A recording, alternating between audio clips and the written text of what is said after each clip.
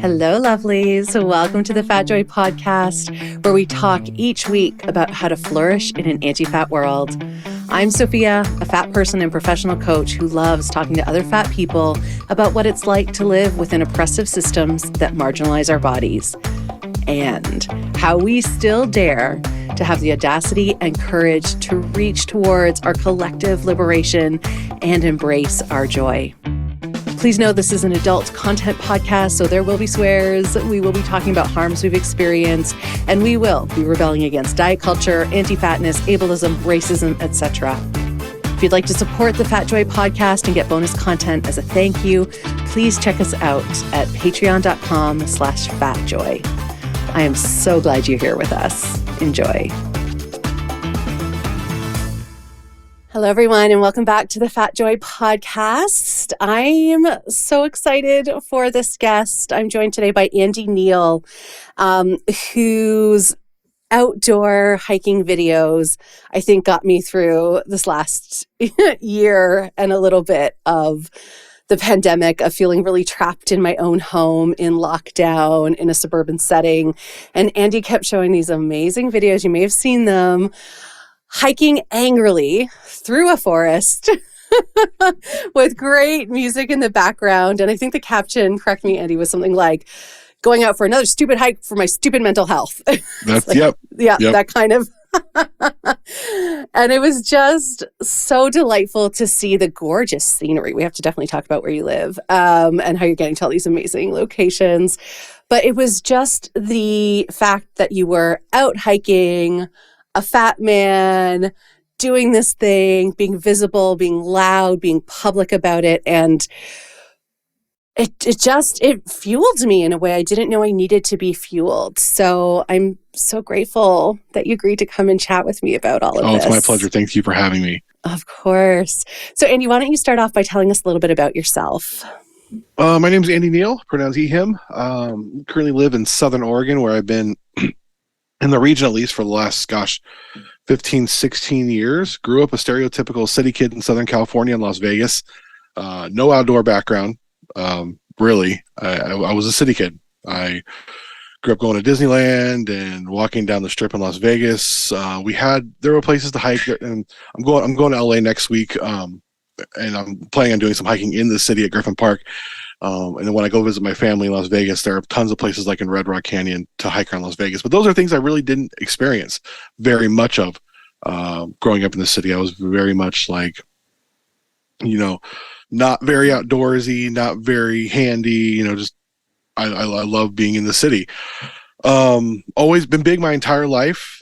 Even in high school when I did cross country and track, I could, knock out 6, 7, 8 miles, but at the same time, I was still the biggest kid. I was still the biggest kid on the team. And I was still the slowest because I was the biggest. You had people who were hovering around 100 pounds. Able to knock out a mile in 5 minutes or something. That wasn't me, but I could go forever. So that's why I just was never competitive, but I was always with them. My entire life, this is what I dealt with, being a bigger person. Both sides of my family. It's genetics. It's what's been given to me genetically, and fell into a lot of very toxic diet culture for years, up and down, which has actually done my body a lot of harm. Was diagnosed in 2019 with an eating disorder, binge eating disorder, which came from finding out I had celiac disease, which means my body couldn't absorb nutrients, so I was always feeling hungry. But my body could never get the nutrients it needs, plus trauma from my past with my mom and things like that. And she used food to cope. So to make me happy, she used food. So I had this very just toxic relationship with my body and food, and just grew up with that.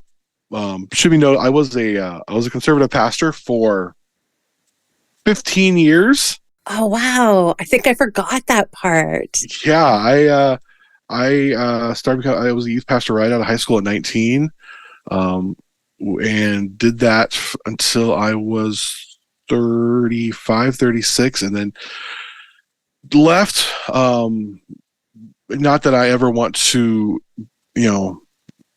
down on anyone's deeply held spiritual beliefs, but just the stream of religion I was in was very anti-LGBTQ plus, and I had a lot of queer kids coming to the youth group over the years and just experiences, and I was like, you know what, this isn't for me. Been married to my wife happily for 16 years. We have 3 kids adopted from foster care, 2 with special needs, and last year I accidentally went viral, and it's been a whirlwind ever since. Oh, we're totally going to get all the juicy deets on that. Thank you for sharing that background and what you grew up with. And oh my gosh, what a combo. I also I think I will always have binge eating disorder. It's kind of it doesn't rule me like it used to, but when you said you also had celiac, I just thought, whoa, that combo would be so challenging. Just that. So what is your relationship to the word fat then? Do you use the word fat for yourself? Oh, absolutely. I love using the word fat, and I didn't always, and it was a change. It was thanks to my friend Jenny Brusso, who runs and is the founder of Unlikely Hikers, and a body positive, pro-fat, anti-racist organization that encourages all bodies to get outdoors. I love Jenny to death. I'll put a link in the notes. Yes, Jenny is amazing. Unlikely Hikers, if you haven't followed them, they are amazing. And I remember I first got into hiking in 2019, right after when I left being a pastor. I went to film school immediately, like the day after I quit. Went to the university. Was like, hey, I'd like to apply for film school, and I got in and started going to film school. Graduated. I already had a bachelor's, so I got a second bachelor's. Graduated film school in 2 years, but was floundering because I didn't want to move to LA. I wanted to stay in Southern Oregon, and there is film work here. Ashland today is actually being named by Movie Maker magazine, where I'm at, one of the best places to live in, one of the best small towns to live and work in as a filmmaker. So there was work here, but just not enough, and I just didn't want to move to LA. And I was floundering and discovered hiking and discovered Jenny's organization, and and then she was always using the word fat, and I'm like, oh, it just always rubbed me the wrong way, because I'm like, no, I'm not fat. And then really just kind of empowerment of taking that word back, because it's a descriptive word, it's a descriptive term.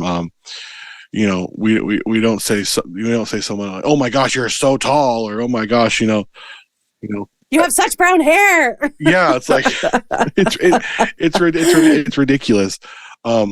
So I and that rubs people the wrong way, and I understand with that term when I talk to other plus size or fat people that it's very triggering.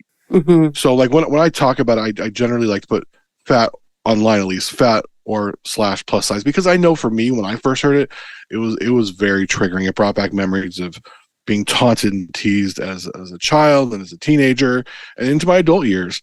It's a journey to reclaim it. Absolutely. And it's a descriptive term. And so, but I found, you have the toxic fitness bros that slide into my DMs on Instagram and TikTok, and they like to use the word. And I'm like, yeah, I am fat, and you're skinny. Big whoop. At some point, skinny became a bad thing. Or skinny became a good thing. Fat became a bad thing. And when they're just descriptive terms, and so just trying to win that word back. For the fat and plus size community, and also just fight fat phobia. Everybody has fat on their bodies. We need it, and some people have more than others, and that's okay. And we can talk more about that as we go on. But yeah, I use that word fat, and that's been a recent development. Really, the last year, I've really kind of embraced it. It started in 2019. I think it was after I went viral and had all this attention on me, and just started, then Jenny and I became friends, started talking a lot more, and she kind of won me over to that. And I was like, that's right, I'm gonna start using this term and take the power away, because it does take the sales out of the toxic fitness bros when they're sitting there insulting you, and you're like, yeah, big whoop, like, like, hey fatso. I'm like, yep, that's me, I'm fat. Okay, what else you got? I think it's hilarious. Not hilarious. I think it's horrible, but there's also a bit of irony here that is what's used by toxic fitness bros to get you to come over to their side, to convert, to sign up for their programs. Like it's so, it's ridiculous Like that one act of being okay with the word totally deflates anything that they can do. Yeah. Absolutely. Yeah. What was it about the hike? I imagine, here's my assumption, that there's a combination of being outdoors, being hiking, being in, I mean, gorgeous spaces. Like you are in gorgeous spaces on these hikes, waterfalls and mountains and like lushness everywhere. And with a person or a group of people who are there to be with their bodies as their bodies are, anti-diet culture, pro-fat. I'm curious about the combination between the ideology of that and the literal awe of being in nature. How did that combo work on you to step into embracing that word?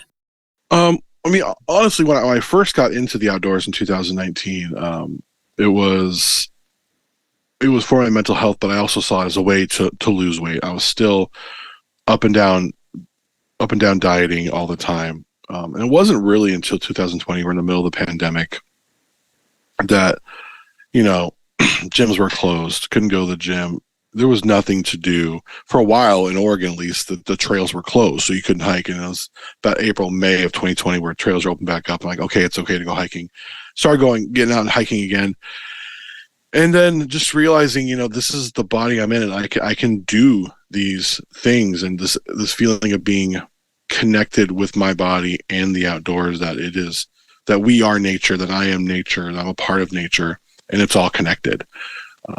It was a slow realization, but when it hit. It was like, wow, like, and I can climb up these mountains. I can do these things, and I might breathe a lot harder and sweat a lot more than others, but I'm gonna do it. And yeah, it kind of pulls you out of yourself a bit, like. Absolutely, it's completely like there's this connection. My first time I went backpacking was in 2021, like overnight backpacking, and I remember this sense for the first time where I felt this immense connection with my body and nature, because I was hiking in, it was me and my son. We had gone 9 miles, had 4 miles left, and we were running low on water. I knew there was a water source where we were going to be camping that night. It was fine, but there's supposed to be a stream between here and there, and there wasn't. And we had a little bit of water. We were fine, but this immense feeling of connection to nature, like, oh, there's a drought going on right now in our region, Northern California, Southern Oregon, and I need water, but where the map says there's supposed to be water, it's dry. And it was just like, wow, I am deeply connected to what's going on with the rest of the earth, which we don't realize when you live in a city, when you live in a suburb. You turn on the faucet, water just comes out. Food, you go to the store, you just buy it. But when you're out in the outdoors and you're miles away from everything, and you have no cell service, and you need water, and if it's not there where it's supposed to be, you're connected. You need the earth to provide, and you realize that you need to help steward this planet we live on. So there was this deep connection with my body. My body needed water. There was no water there at the time. It was just this crazy, awesome realization. And then we were fine. We didn't get dehydrated. We had a little bit of water left. I just wanted to top off our bottles. But it was like, wow, there's my body and this planet I'm living on are deeply connected. And it doesn't matter what size it is or whatever. It's all nature. Yeah. Oh, and I love that you use the word steward.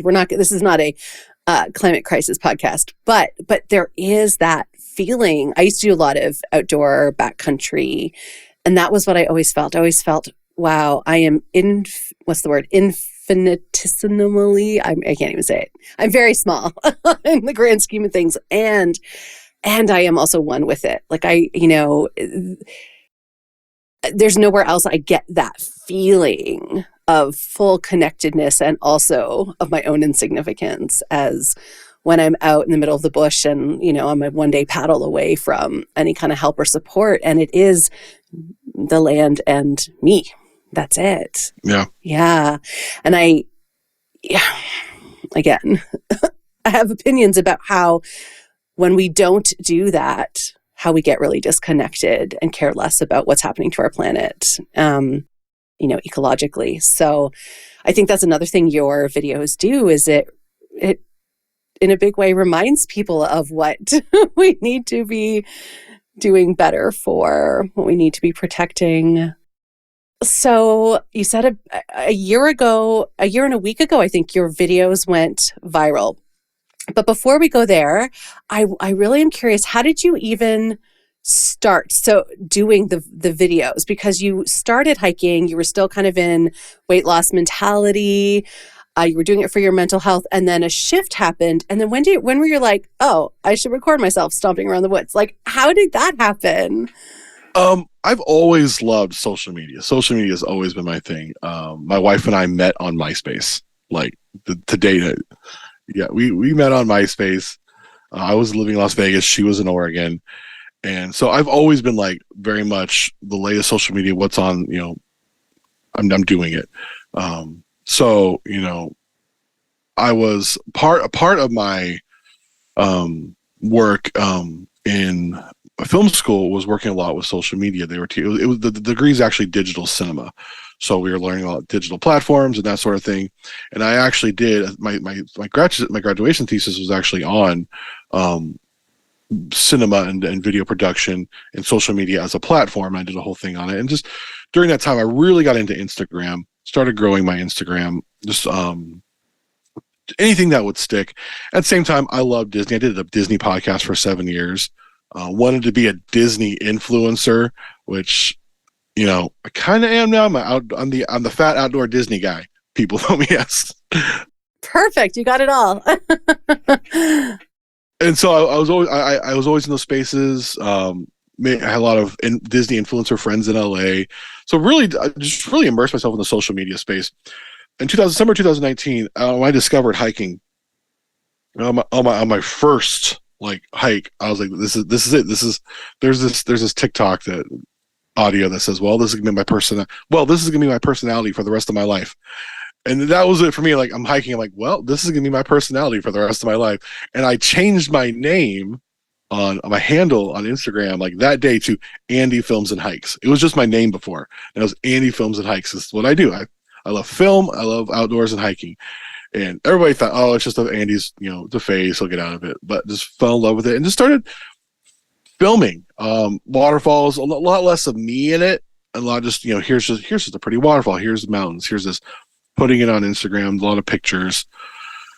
And then, Reels and TikTok started getting big, and then Reels started coming out. And so I just started posting more videos of that. And then, being so into social media, it's like, well, Instagram likes it when you're in the pictures, you're in the videos. And I'm like, I don't like that. And there was this moment though in January of 21, a year before, where I was at a waterfall I had hiked to. My trekking pole snapped on the way there. I fell in the water. It was 30 degrees outside, hour before sunset. I had an hour and a half to hike back. It was bad. So what I had done, it was horrible. The trekking pole company would not replace the poles. Another trekking pole company reached out to me, said, hey, we have poles that are made of carbon fiber. They can hold up to anything. So I bought a pair. It was Canuck Outdoors in Portland. Love Canuck. They're a small company, but they make amazing products. Went on that exact same hike, and with my kids, it was great. I was trying to break those poles. I was like, I'm going to break these poles. I could not do it. And I took a full body picture of myself, and then I posted a picture and said, a full body picture of myself. I posted a picture and said, hey, this is me. This is really hard for me to do. I usually like posting from the chest up. And then that's when I knew of Jenny and I Like the Hikers, and that's when she reached out to me. She's like, I love your story. I love what you put in the post. I talked about how, my whole life I struggled with body image and eating disorder and body dysmorphia. And, I was a conservative pastor for several years, but I fell in love with the outdoors. And she said, hey, can I repost this? And repost on Unlikely Hikers.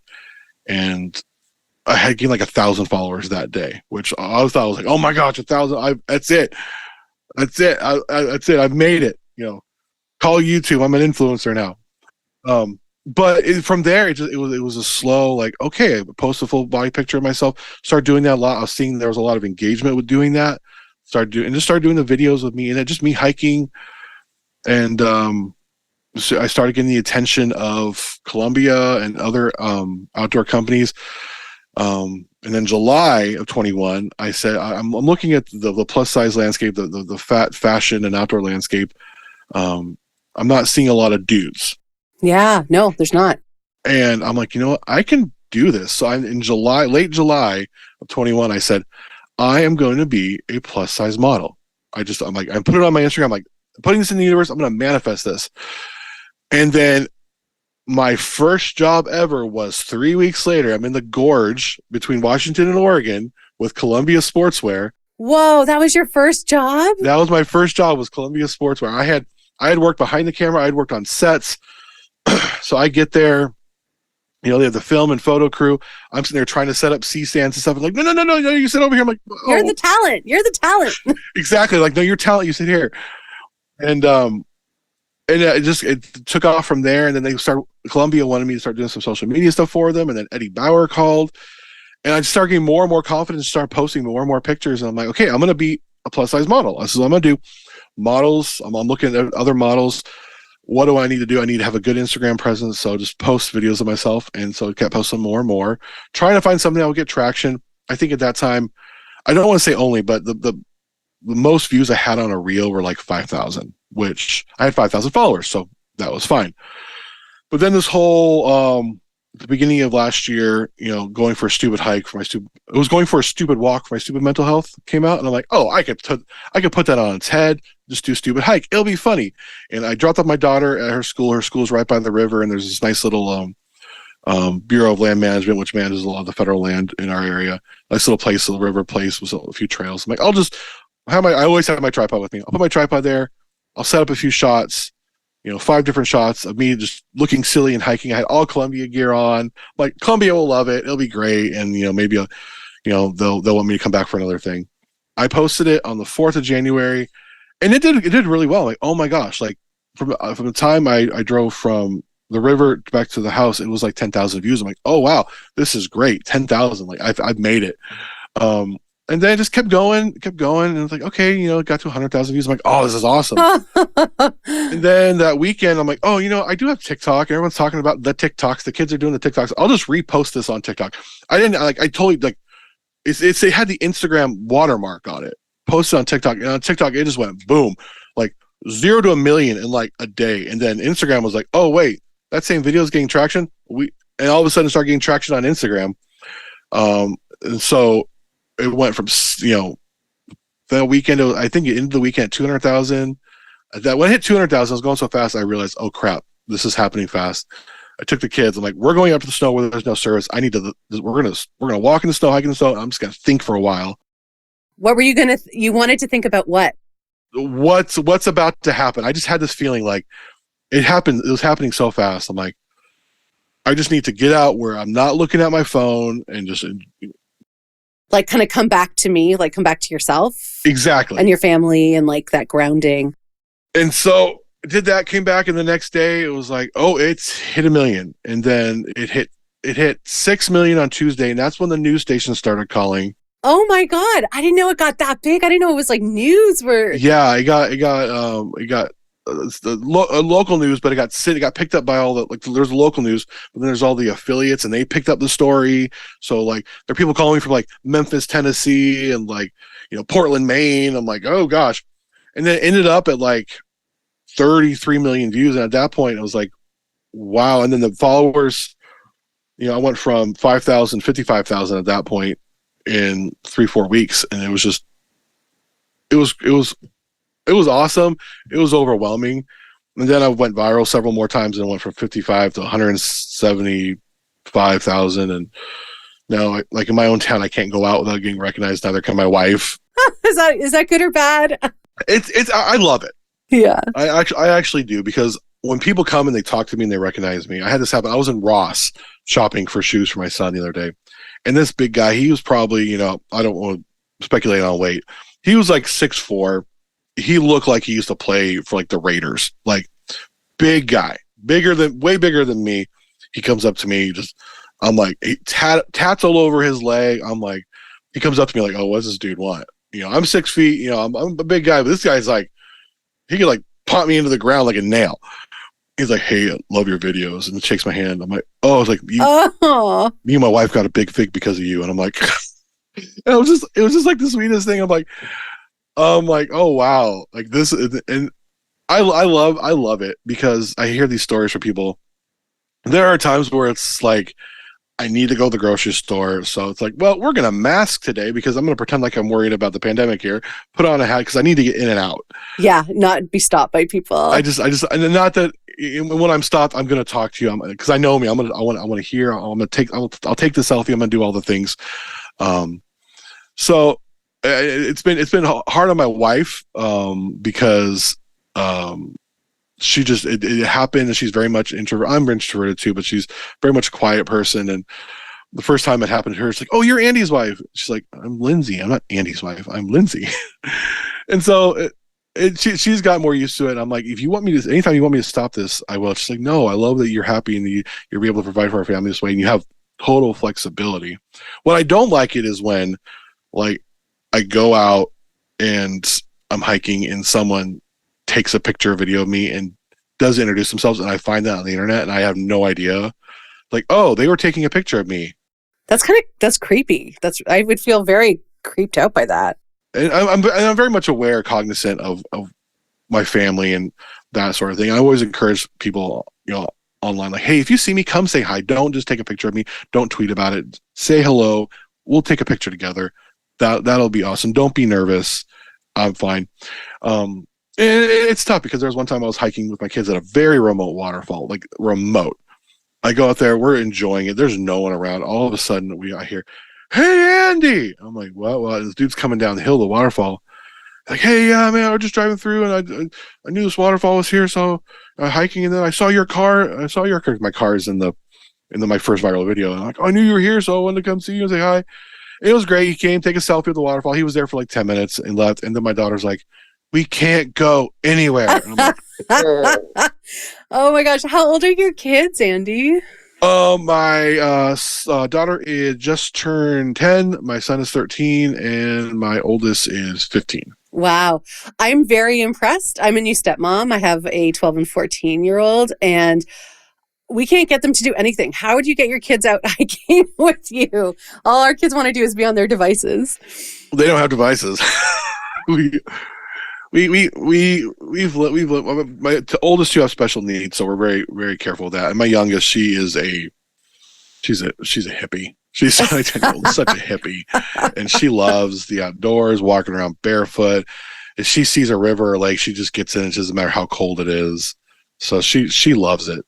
So it's she's our little flower child. Oh, that's amazing. So interesting to think about, your wife and your kids. What about your friends and your family, like extended family? How are they feeling about this recognition and also to the embracing of fatness and the rejection of anti-fatness? That can ruffle feathers. It could, yeah. And most of my friends have been pretty cool, but they haven't said anything negative regarding that. I think anyone who's known me for a long time isn't surprised by the fact that I'm very comfortable kind of being out there in front of people. I was a pastor for 15 years. I've spoken in front of thousands upon thousands of people. I've played and played music and guitar and led bands in front of thousands of people. So I have no shyness about that. I am very introverted in that I need alone time to my energy comes from being alone, not from being around people. But my family, I think my extended family, they're a little don't totally understand the whole TikTok and Instagram thing. Understand how do you get paid for this? How do you make money? How are you making a living? Telling about brand partnerships and ad revenue and things like that. But they've been really, really, really supportive. I think it weirds them out when they, like I was on national news over the summer, late summer. Yahoo News did a whole feature on me, and it was like, Mindy Kaling, Andy Neal, and, okay, that must be so trippy. Yeah, it's like they had Yahoo Life has this series of body positivity articles, and like literally it was like Mindy Kaling, here's Andy Neal, here's Khloe Kardashian, about body positivity. I'm like, they look at that, they're like, okay. And things, I'm nowhere near like the echelons of those amazing personalities at all, but somehow I got put in the mix with them. Well, out of those three, I would say you're the only one that actually has anything to do with body positivity. I'm just going to say that for the listeners. Khloe Kardashian and Mindy Kaling have nothing to do with body positivity or the fat liberation movement. So I'm glad that you were part of that group as well. Yeah, it was. So they're just, they're kind of weird. I don't say weirded out, just like taken back by it. And I get asked all the time, I thought you were going to be a filmmaker. I'm like, I am. And this is what I do. I'm using video and stuff. And I still very much involved in the filmmaking community here. I'm on our local film commission board. I'm going to begin the process of making documentaries, doing more things, but I'm also taking acting classes. I'm auditioning for things. I'm getting a lot of modeling gigs. So working both sides of the camera. It feels like such a good fit. It feels like it works really well together. It works really well for me. And, I think what's weirded out my family the most is when they walk into a Columbia outlet store. And it's you? It's me, but then they're handed a coupon and it's a picture of me hiking. Like, here's a coupon for your next visit. And it's like, that's our son. That's hilarious. Wow. Oh my gosh. What a journey. And it's been a year. Like, yeah. Wow. How do you stay grounded with all of that? Like how do you feel like you have your feet under you? I feel like I would just be flailing a little bit. My wife, she keeps me grounded. I say this, and this is going to sound bad, but it actually is a good thing. She is very unimpressed by me. Yes, that's a good thing. Yeah. And she knows me for me, and she's not like, oh, well, Andy's doing such, he's so talented in this. She knew these things about me before I knew them about myself. And it didn't surprise her at all. And it's Lindsay, right? Was that her name? Lindsay, yeah. Shout out to Lindsay. Keeps me grounded totally. And also, I think the fact that this happened when I was 39, 40 years old. If all this would have happened, I don't know how these TikTok kids, they go viral and they end up, I'm able to make a very comfortable living doing this. Not these, but you got these kids making millions of dollars, no idea what to do with it. And they're just going, I'm like, I would not have been able to deal with that at 20, 25. So having some life experience under me, finishing college, finishing film school, having a whole other career and then having a complete paradigm shift in the way I viewed the world. I'm able to kind of just temper things and get my priorities straight. Cause yeah, that's huge. And then also just the outdoors. I'm out. I hike or do something outdoors 3 to 4 times a week, if not more. Nice. And these are all places around you. Like you can just drive to them. Oh, that's great. I went to 3 different huge waterfalls yesterday. It was an hour away. Dropped off my daughter at school, and I'm like, well, there's gonna be snow up there tomorrow. It's clear now. I'm gonna go now before the roads close. So I went out there and made a bunch of content, hiked around. And the thing is, it was a Tuesday after a holiday. There was no one else out there. Perfect. Do you ever go and not film?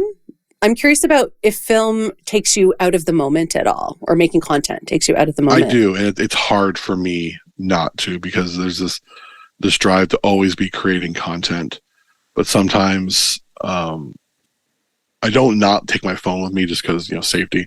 But I'm just like, I'm just going to enjoy this, and make sure that I am grounded, and I'll snap a selfie or something, but I'm not going to go here and set up my tripod and make all these elaborate videos and scare the other hikers like I do sometimes. Because you have a 5-mile hike that's going to take you 3-4 hours. When you're filming, that 3-4 hours is going to take you 5 or 6 now, because I'm such a perfectionist. My film school background comes back. I'm like, no, I need it this way, and I'll do it 7 or 8 times. And now I'm adding audio, and I'm like wiring myself up, and so there's times I'm like, no, I'm just going to go on this hike, and I'm just going to enjoy the hike. Yeah. Wow. So you started hiking for mental health. You got introduced to fat liberation, and that you've created some content about it and it just skyrocketed you. I want to talk about your sponsorships and your partnerships and talk about outdoor equipment for plus size and fat bodies. But before I go there, I want to ask about, and I'm not going to word this correctly, so I apologize if it sounds worded weird, but like, how is your mental health now that you've gone through all this? Like, you've got your hiking, you've really kind of come to terms with your body. I imagine you got support for binge eating, perhaps body dysmorphia stuff. Like, so what has all of that led to how you are now in this moment in your own self, both your heart, your body, your brain, all of it? I think I'm in one of the best places I've been mental health wise in a long time. I started hiking at the behest of my therapist. We were dealing with existential, like, I don't know if there's a God anymore. Because my whole life I grew up believing this one thing, very rigid, and that all blew up. And I'm like, my worldview, what's going on? And we were dealing with that and dealing with body dysmorphia, and she's the one who diagnosed me with binge eating disorder. I'm like, oh yeah, I do have, like, I use food to cope.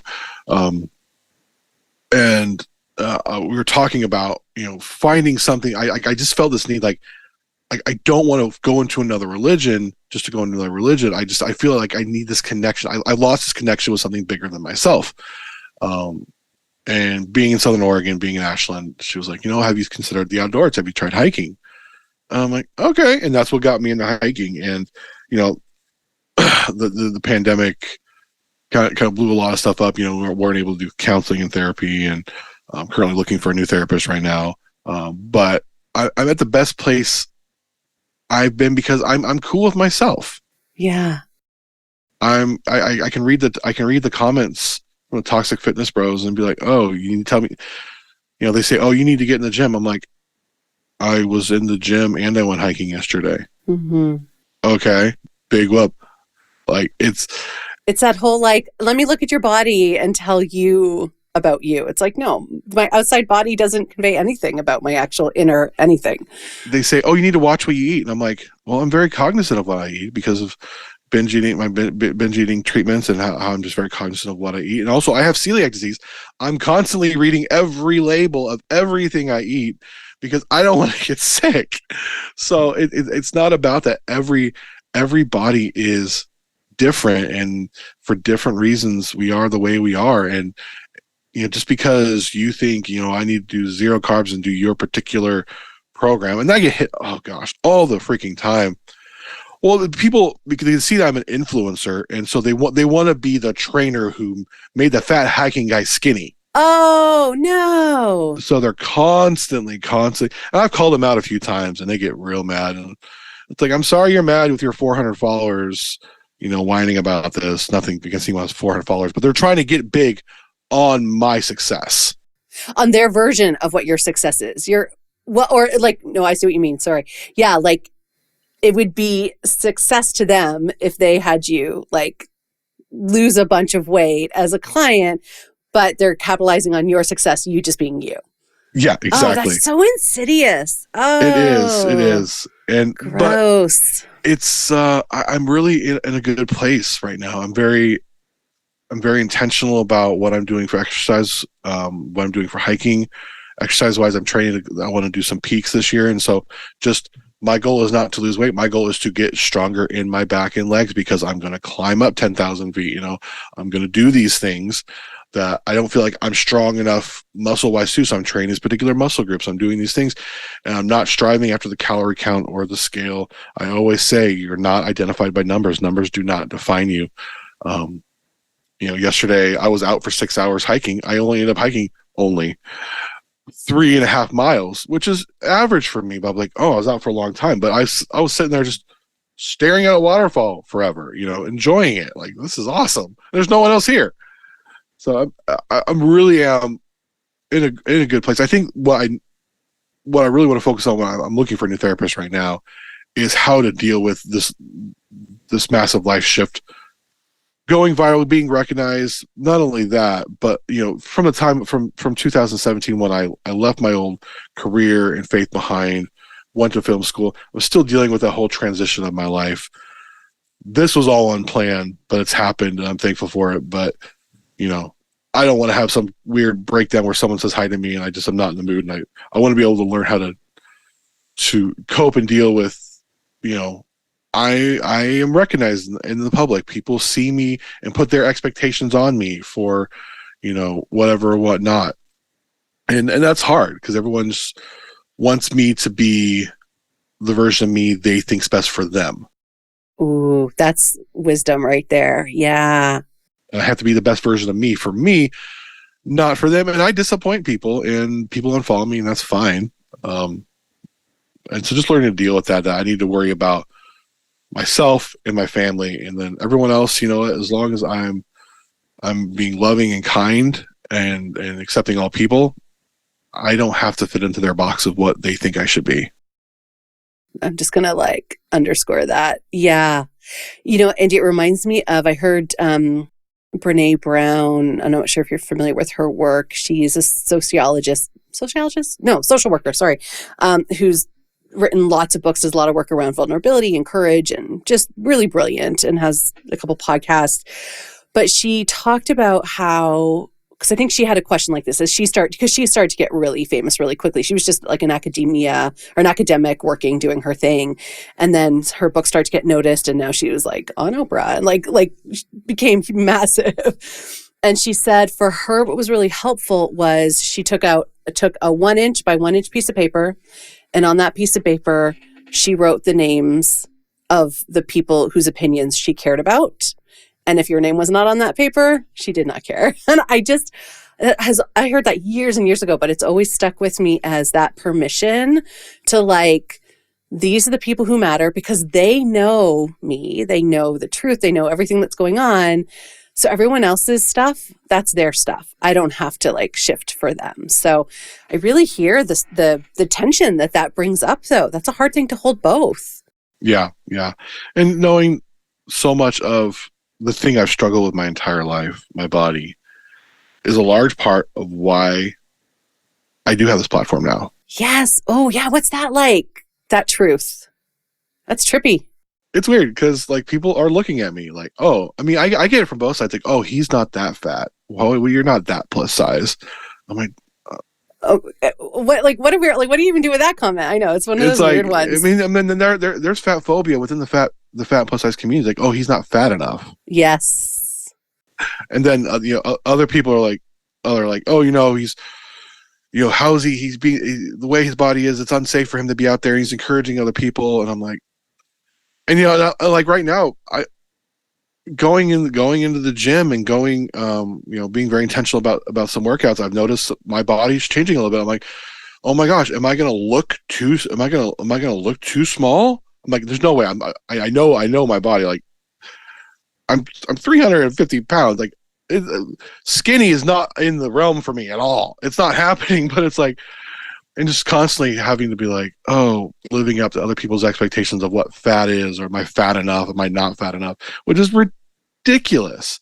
Now, I had a friend who, she was a model here in Oregon, worked with some big names, Nike, Columbia, Torrid. She discovered the gym. She just loved moving her body, and she just started doing it, and her body started changing. She's still very much plus size, but she started losing work because she wasn't big enough, but then she wasn't small enough to get work in the straight size community. And so it totally messes with your head. And she was like, so do I stop doing this thing I love? She's like, I'm not counting calories. I'm not touching the scale. I'm just moving my body and enjoying it. My body's changing, but I'm by no means skinny, and nor will I ever will be. But now I can't get the work I used to be able to get with these big brands because I'm not fat enough. And it's just that's so frustrating. Well, and I just keep hearing in all of that, this real, the insidious nature of diet culture, no one, no matter what their body is, can ever just be okay. We can never, and that's what it does to us, is it makes us always feel wrong as individuals when it's actually essentially capitalism, racism, ableism, and all of that stuff that is creating this diet culture vortex that we're all sucked into and have to live in. It's just so frustrating. And it's the industry I'm in. Social media not so much, but when you're in the modeling, you have to take your measurements. They want to know these things, and it's like, oh, that would be tricky. Oh, like all the time. Is that activating? Yeah. oh, absolutely, absolutely. And it's getting better. You see, you know, companies like Gregory Mountain Products, who makes the plus size pack, and Columbia is getting really good with this about, not trying to there's this idea of an acceptable fat, like, no folds or stuff like that. They're getting over that, which is great. Oh, good. But still, it's like no folds. Is that like in the modeling description? Fat but no folds. None of that stuff's ever written. Oh, it's not always, convenient. Having I tell this when I work for modeling. I tell this when I work with new companies. I'm like, I better not hear that photographer say "suck your gut in." I've had that happen, and I'm like, that's not why I'm here. Not gonna happen. Oh, yeah. So they use other words like, so stand up straight. They try to get you to. I'm like, it's not why I'm here. Extend your head. I had a photographer say that to me once. They go like, they said they couched it, but I knew what they were saying. It was very much like, sometimes when taking photos, it can be helpful to like poke your chin forward. I'm like, okay, are you saying that because I have a double chin? Like, would you say that to anyone else? But they literally, and I think this is before I kind of knew to say anything or to push back. I think I was like sticking my neck so forward in these photos. It was just terrible. That's why the beard's helpful. Oh, maybe I should grow one. I probably could. I'm Greek. I got lots of hair. I could probably grow a bit of a beard. So let's talk about what you are seeing, and I imagine and hope how you're helping brands get more accessible, because I was telling you before we started recording, I've always been always, not as a kid, but when I became an adult, I was very into outdoors. I worked at outdoor hiking stores. I sold equipment. I was a gearhead for a while. I love gear. And all of my equipment that I have from when I was in my 20s certainly would not fit me now. And once I went beyond like a double XL, I'm about a 3-4X right now. Most of the outdoor brands still, it's starting. I'm following a few, but I still can't get like actual hiking stuff, or even like, oh, do you know what I really want? Maybe you have a recommendation, is an outer layer Gore-Tex shell that will zip over my hips and my bum. Like, I can't find anything that's not like a men's. They'll do it in men's. They'll often do like a men's 4X, but then it's just huge everywhere else. I need it fit for like my hips and my bum. And it's little things like that, because here's the thing that really pisses me off is that there's so much, what's the word? Anger and disgust directed towards fat people. Why don't you move? Why don't you get out? Why don't you do stuff? And I think what a lot of people don't realize is that there is not a lot of clothing made, especially activewear, made for people to go out and do stuff. And not that, it's a real limitation, and that if it is made and it is found, it's often really expensive. So there are all these kind of privileged assumptions about what fat people should and shouldn't be doing, and yet the reality of what is available, what is accessible, what is affordable is not there. So tell us a little bit about the companies you're working with, what you're noticing they're doing in terms of plus size equipment, plus size clothing. I just think that's so hopeful. I've worked with some amazing brands, and they're all doing amazing things when it comes to the plus size. First of all, Columbia, they've been doing plus size for a very, very long time, before anyone else for the outdoors.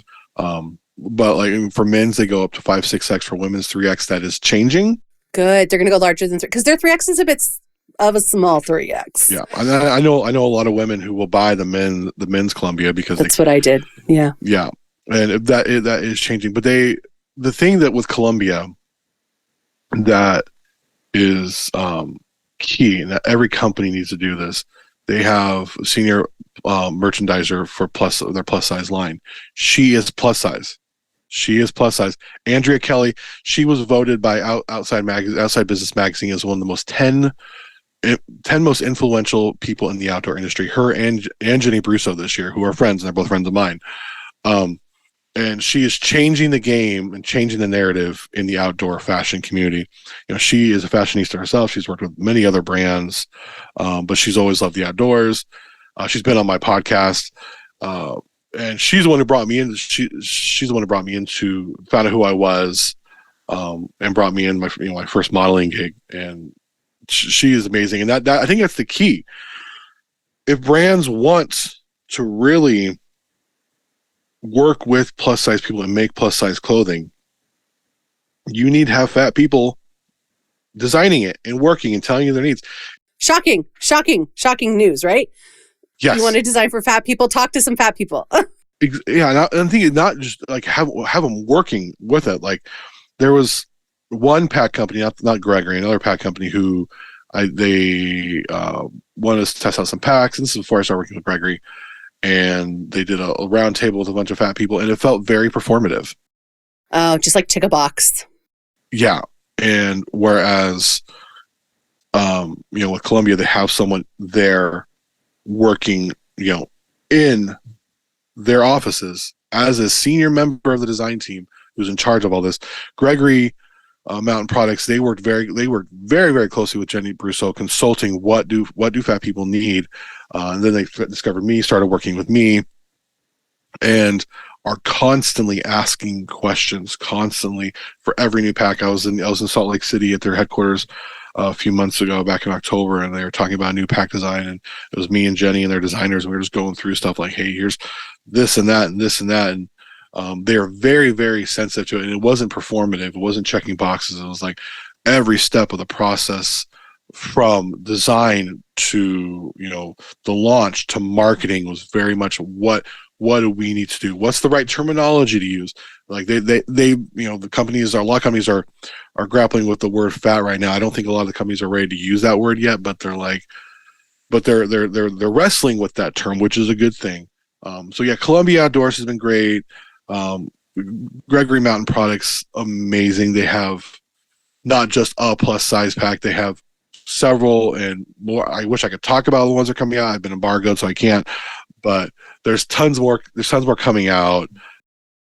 When you say a plus size pack, just like to get specific, again, former gearhead here, what does a plus size pack mean? What are they designing differently to fit bigger bodies? So what everyone thinks it means is a bigger hip belt, which, if that's the case, everyone getting my first backpacking pack, I got the extender, for the hip belt.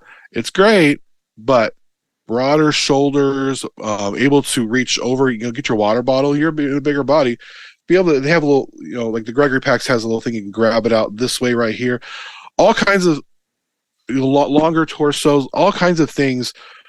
The design of those packs, every step of the way, was with a plus size body in mind, knowing that also every plus size body is different. There's apple shapes, there's pear shapes, there's all kinds of different shapes of bodies, but try to be the best they can to accommodate as many people as possible, not just the hip belt. Because like with the hip belts, just lengthening the hip belt's great, but then you have the side pockets. Mm-hmm. They're way back here, but I want them on the side, and they've designed those longer and really designed it around plus size bodies and made it as customizable and best for different body types as possible.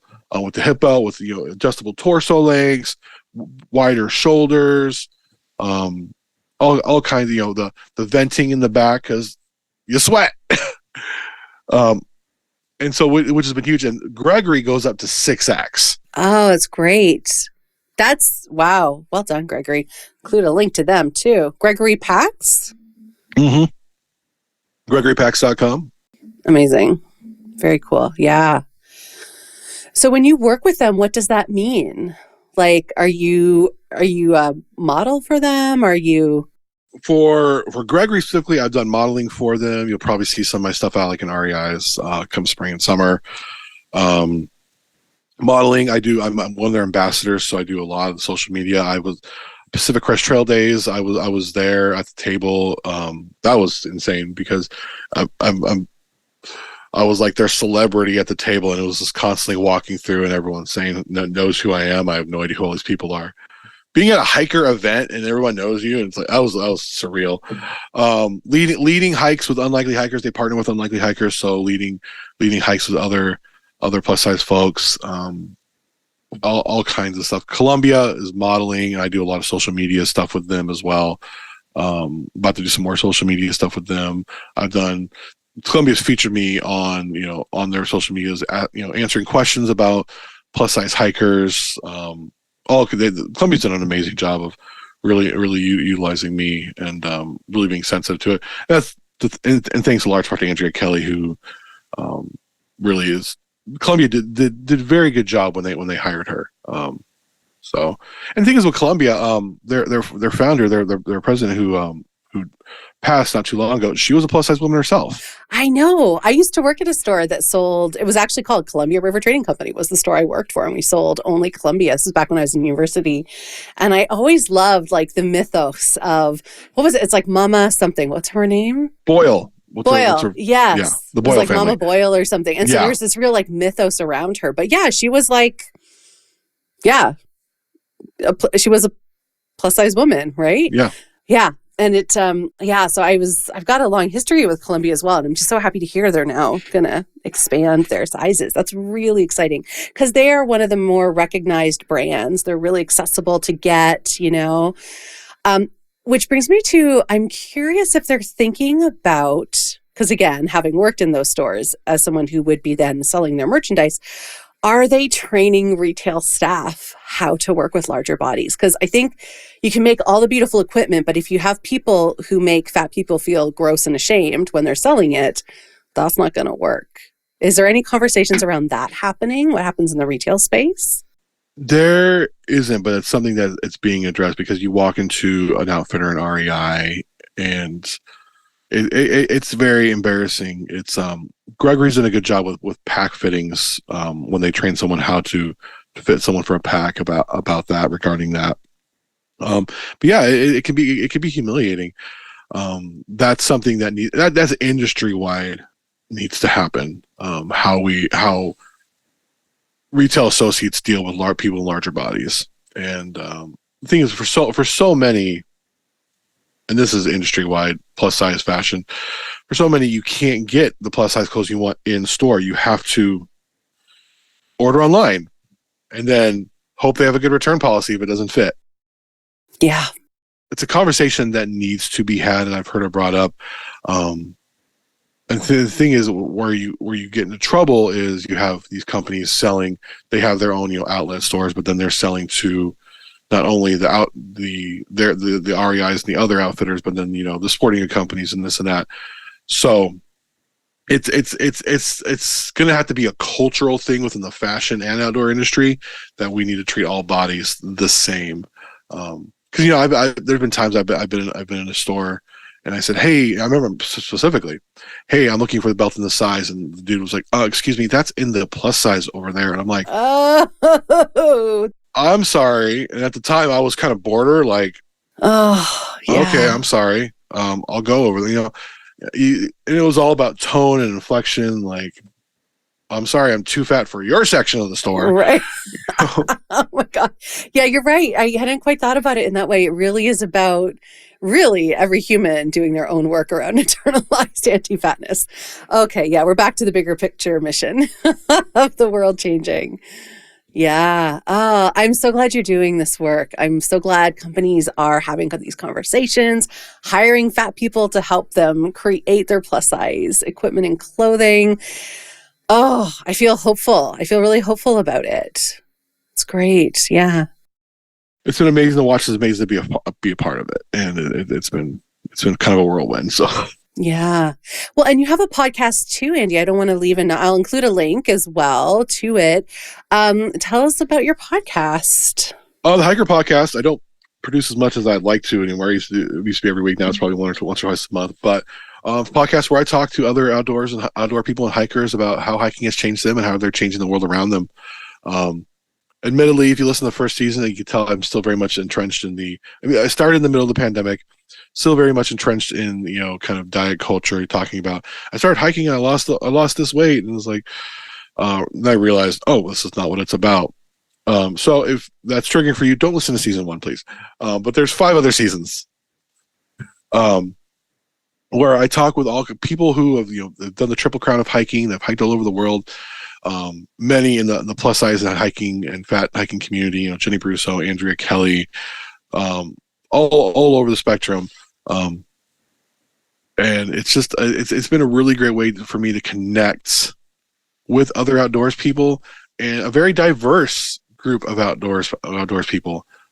Every background you can think of, every part of the world, and it's been really cool, and people love it. I wish I had time to do it every week during the pandemic. There was nothing else to do, so I was putting out 2 episodes a week sometimes. But now with this, I'm hoping to I'm launching another episode this week about Mount St. Helens and work that's being done there. I'm hoping to maybe get some more sponsors on the podcast, particularly hire some people to really get that going as its own thing every week. But yeah, there's over 100 episodes right now, and it's a great resource and great inspiration, especially if you're looking, if you're in a plus size body and looking for other people in the plus size hiking outdoors community. We have I think my friend Drew, who's big into climbing. He's a plus size climber, and he's been shaking up the climbing community as a plus size hiker or plus size climber. I don't know if I've seen many plus size climbers. Oh, they're out there. They're out there, and they're working with Columbia and Outdoor Research, and we got our own little tribe of all of us who, kayak, river guides, kayakers, climbers, hikers. We're all friends, and we've kind of gravitated toward each other. We're all working with a lot of the same brands, and it's been really cool to watch all of us succeed and grow and learn from each other.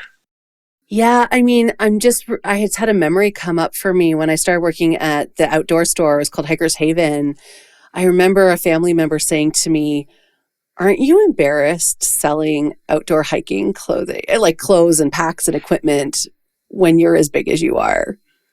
And I was like, I had never, at that point, I had never even thought that I shouldn't sell this equipment because people might assume that, because I'm fat, I don't know how to use it, or I don't know, that I was somehow an imposter.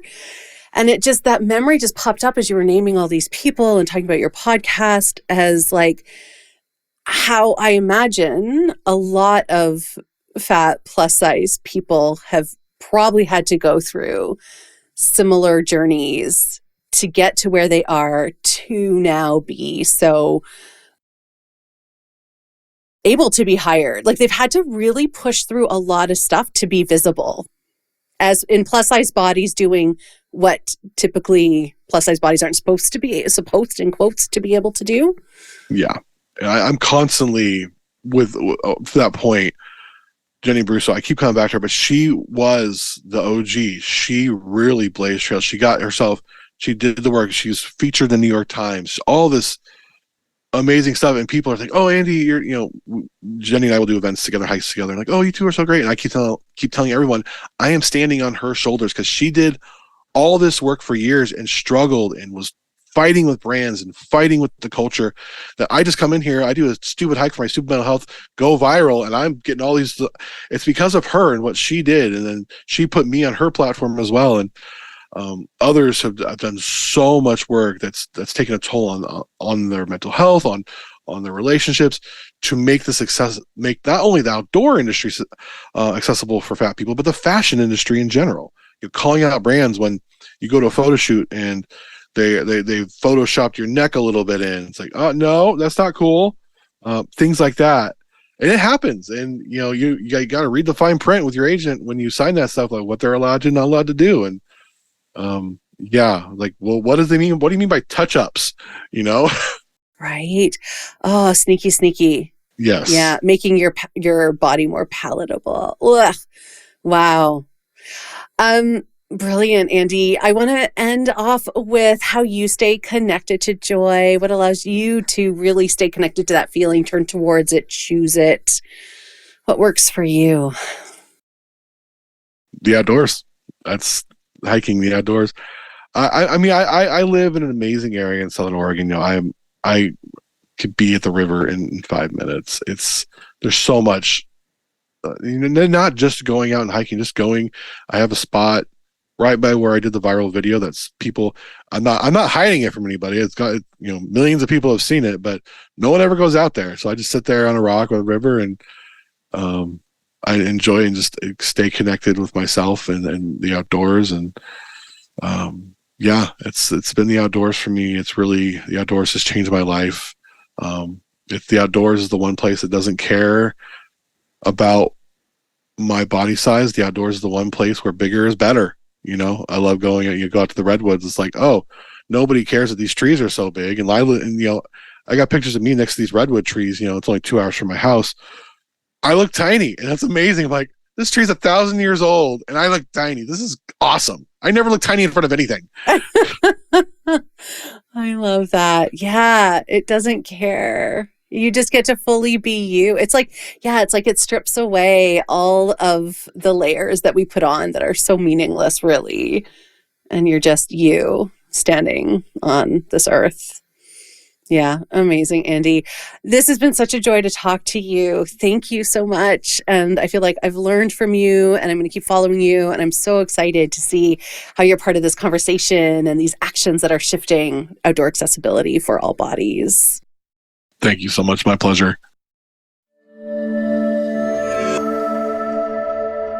Before we go, I'd like to read a poem, because poetry can reach our hearts in a different way. Poems can have us feel in a different way. And that's what this podcast is all about: expanding our hearts, deepening our empathy, and inviting in joy. So each week, you get a new poem.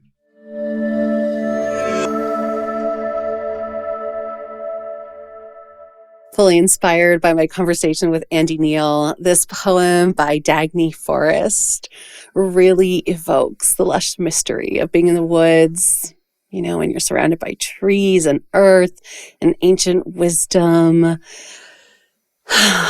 There's no feeling like it. This poem is called Lost in the Woods 3. At dusk, we'd swim again, the water draped about our shoulders, a glimmering dark stolen from the shadows behind us. The bowl of sky still blue, though leaching light. The oaks and maples on the shore in front of us, the ripest green, pulsing with the last low rays of sun. As we slipped through the river's center, bands of successive ripples flipped from black to green, the lush shoreline reflected into liquid shards that fused briefly together like living glass at the river's edge. It felt like we could push back the shadows and climb into the sunlit angles of the past by setting one well-placed hand into the familiar greening verge just in front of us, just out of reach. Thank you for joining me today. My hope is that you're feeling a little less alone and a little more seen.